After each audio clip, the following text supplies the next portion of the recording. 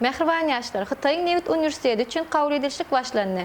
Xitayın Milli Nevit Gaf Kampaniyasının Türkmenistan'daki şahamçafı, Xitayın Nevit Üniversitesi'nde yukarı hüner bilimini almak üfleyen Türkmenistan'ın rayetlerinin resminamalarının kabul edilip başlandığını haber veriyor.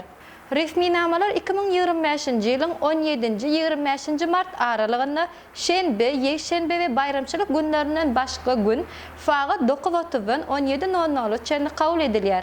Resminamalarınızı aşağıda görkezlen falga tavşırıp bilersiniz. Şeyliken bu barada doğru maglumatı iyi olmak isterseniz Atavatan Türkmenistan Halkara Jurnalının atavatanturkmenistan.com saytından okuyup bilersiniz.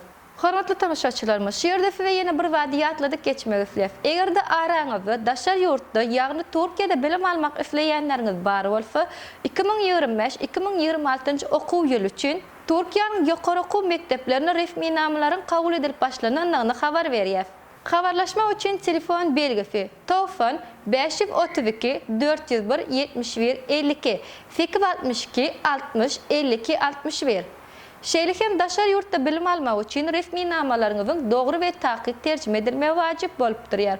Buning üçin bolsa makul hyzmat terjime merkezinde ýüz tutup bilersiňiz.